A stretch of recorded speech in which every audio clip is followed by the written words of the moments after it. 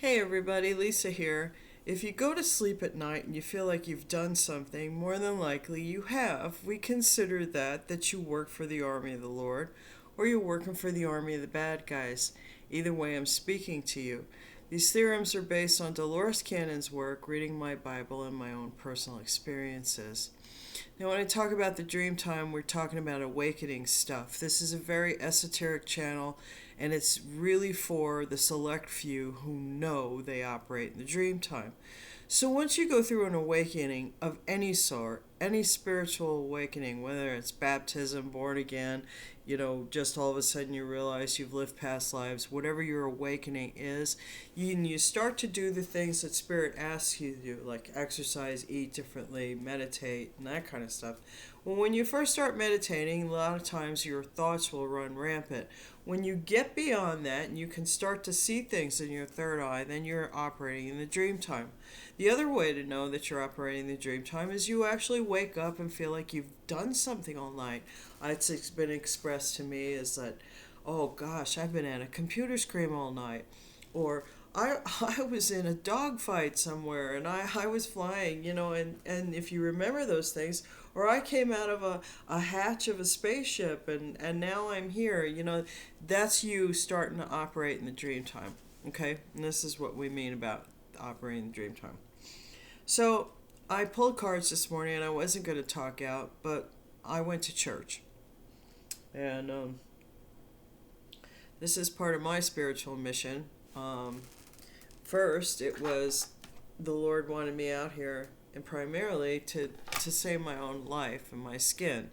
Now, my situation and circumstances is based on circumstantial stuff, and I'm being kept in the dark about a lot of things, but spirits come to me and make me come out here and say things that are very abstract and wildly seem inspirational to some of you, but they are actually realities, okay? Because in the end of it, there's been a lot of people who have stolen my identity, tried to pretend to be me to get me in trouble so I could be defamed or kept down because somebody is garnering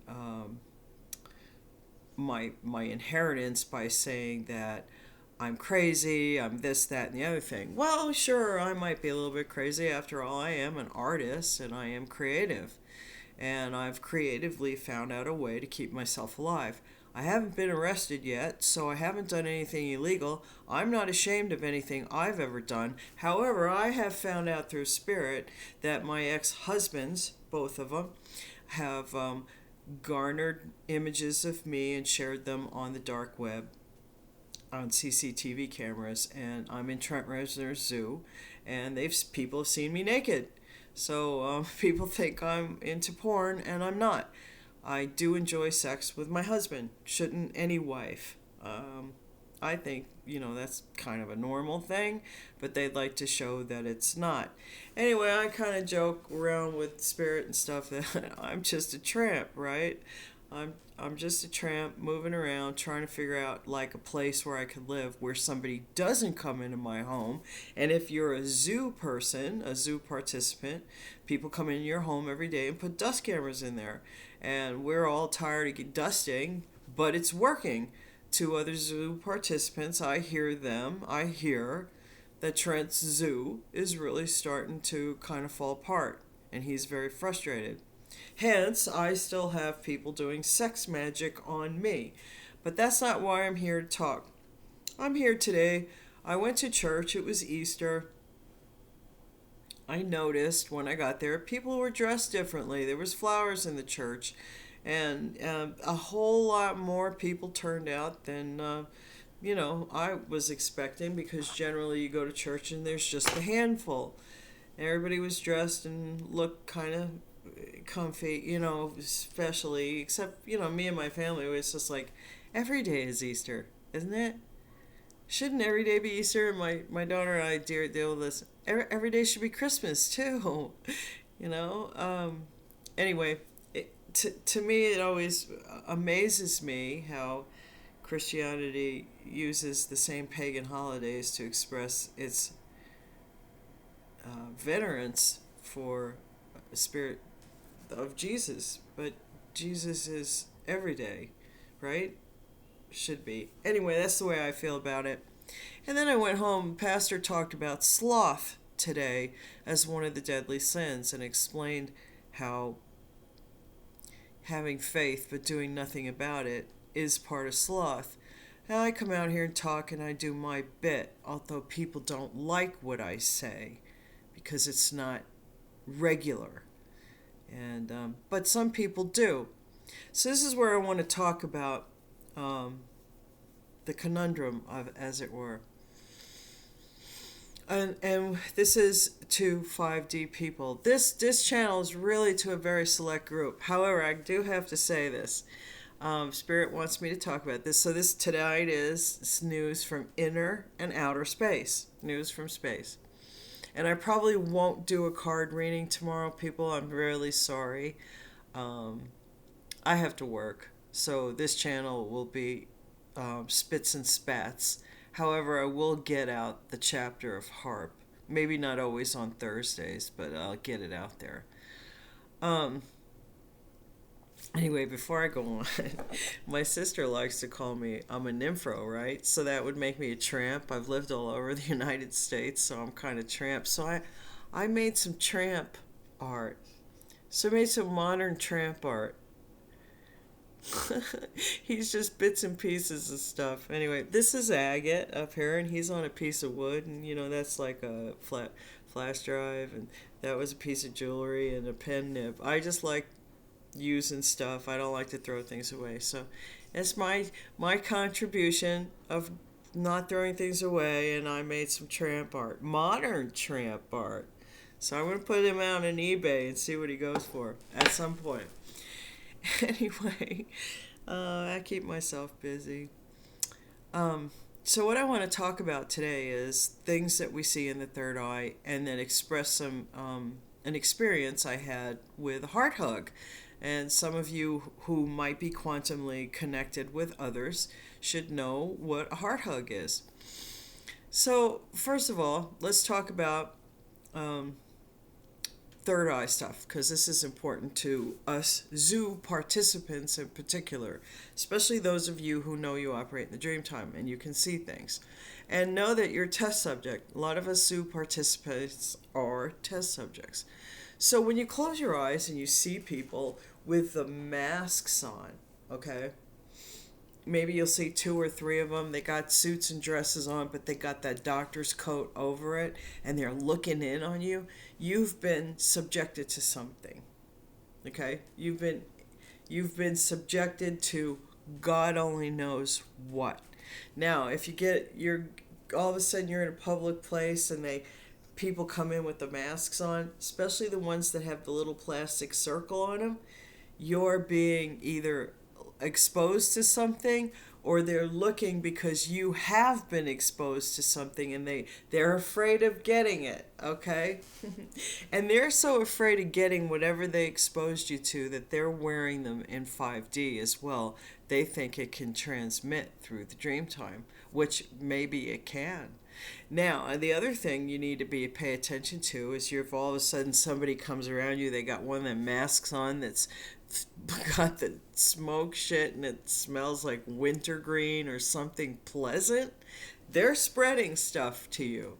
Just so I've been through this experience, okay? So I'm just saying they want me to share my experience because you might very well have had that experience and wonder why all of a sudden you're coughing or you're broken out or you have hives in one particular spot or another, okay?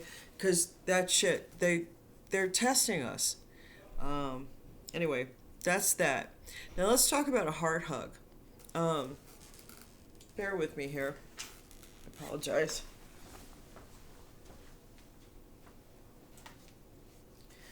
When we talk about heart hugs, we're talking about, so you all know this stuff, right? The chakras.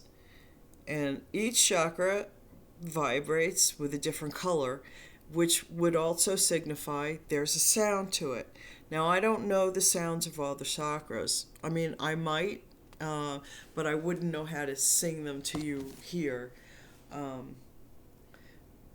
the heart space is green. And some of us vibrate that very bright green. And the greens vary in color. And when you focus on somebody, and actually you don't have to be quantumly connected. However, it will freak somebody out if they don't know where it's coming from. You can focus on somebody and then push out from your heart and push out your energy to surround that person. And it's the most profound and extraordinary of feelings you ever can feel. It was done to me the other night. Um, there's been a lot of realizations and lies and stories told, and there's a lot of heartache in this story. And somebody very famous gave me a heart hug. And I just want to say I felt it. I appreciate it. It made me cry. It was like just what I needed at just the right time. So when you give out your energy like that, just know you will be replenished. Love and energy freely given is often refilled quite rapidly. Okay, and you can give energy from the various chakra spots to anybody if they need it. Now, I would be careful with the crown, the third eye, and we always give out when we speak with our throat, right? And so when you hear tarot readers and all of a sudden they're because their throat is being attacked. And that's how people do that kind of stuff. Anyway, there's news from inner space. Now, outer space, they wanted me to mention, excuse me, they want me to mention, there's a contingent of activity on the moon. That guy who professes to be a scientist, although he only has studies in history, who keeps people from getting their phone calls, thinks that he's keeping my channel very marginalized, and he is. The numbers only show 26 subscribers, but every time I watch my own videos, I see that I get thumbs up, but the number never changes. So eventually he's paying a woman that he also has sex with to do this, and she's finally going to get arrested at some point. Before May, she'll be done with her job, and that guy's going to be in serious trouble. And now, when I talk about my story, I have limited evidence, but evidence nonetheless. My bank accounts have been messed with. I've made 3 or 4 IE3 reports, which are, I'm sure I haven't been arrested. And I keep hearing from you bad guys, when's she going to be arrested? She's not.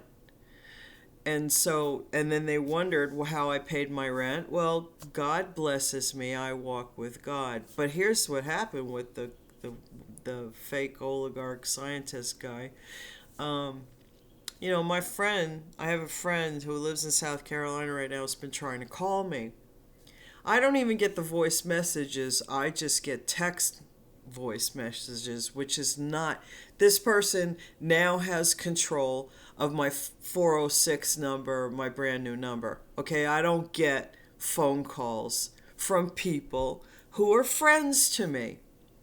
So some of you very famous people out there, if you tried to reach me, you've probably spoken to Catherine Winnick, Sophie, or Elizabeth, not me, because they have ganked. And I can't afford another phone now. This is the 3rd phone. I mean, I could if I had to, but I'm not. Why should I? Why should I have to get yet another fucking phone for that motherfucker to hack? And that's what he's doing. Anyway, so I get these text messages, and then I texted her back. I've texted her back several times. She never received a response. So my communication is stifled. Now, to the scientists of NASA, they want me to say to you, if you see activity on the moon, it's a contingent of people called what do they call you? Bonatti. The Bonatti people. Okay?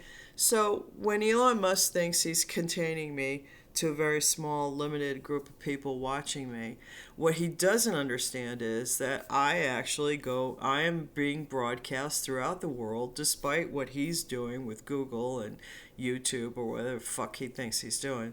My contingent up in space broadcasts me, and I'm broadcasted out into the universe. The Bagnati people are making a little thing happen on the moon because they're here to make sure certain things go a certain way. Okay? They're here to protect something they care a great deal about. And there's a very small little group of them, but they say that, more might come in and out. So for you people in NASA, when you see that shit going up there, and you all know I don't have any super technology. And I know you keep tabs on me. And that's all I got to say about that. Anyway, there's that. So I talked about the heart hug, I talked about the moon, and I talked about the phone. What else am I supposed to say? Give these messages.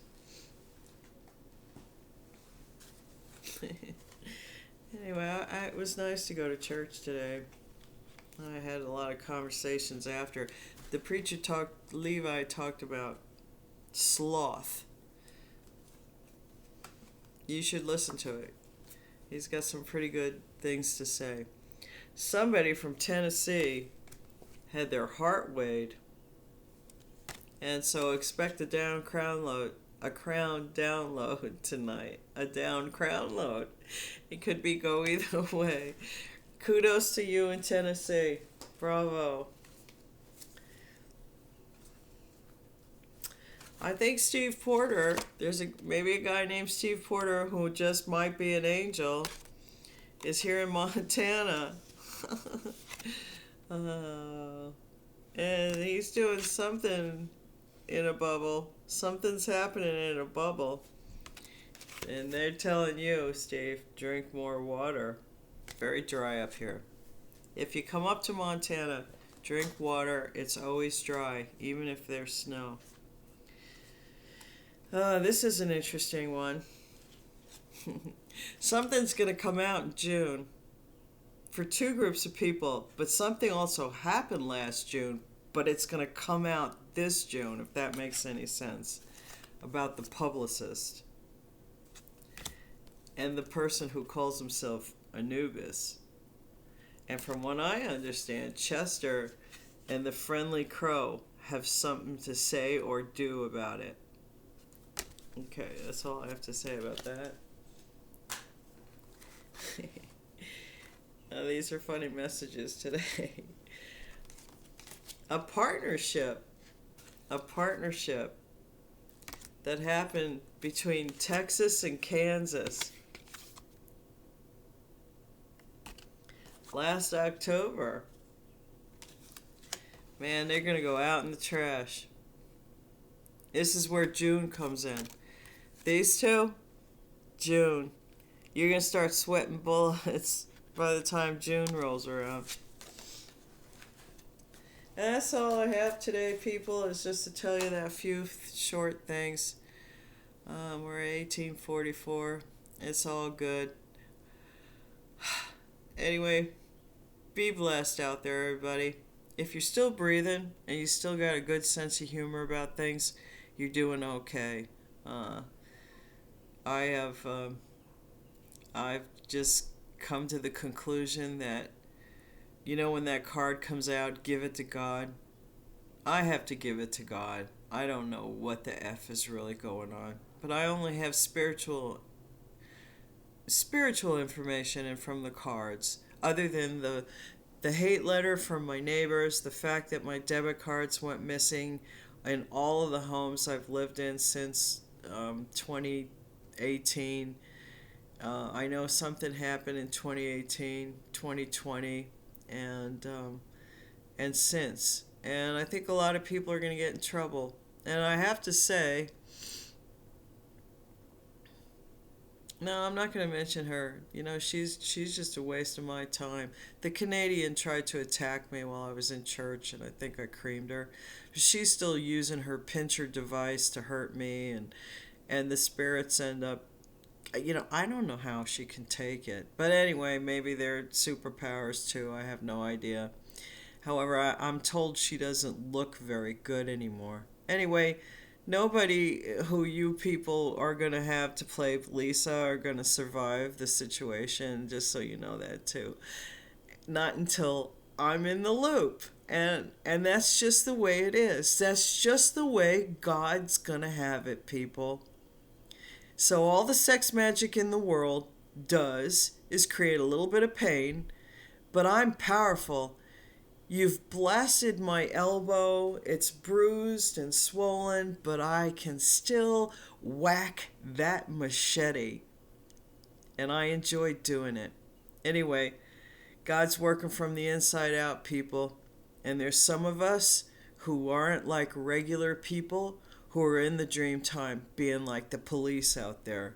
So you should mind your manners now, dream time participants. Okay? There's people looking to see for people who are sucking energy, putting spikes in people's heads, damaging their hearts, and we're out there. We're out there, and more people are getting savvy to it. Anyway, thank you all. Thank you for the heart hug. It meant a lot, and it was the perfect time. Bless you, my friend. Be well now. I think a lot of you are freaking amazing, and I love just about all of you. Bye now.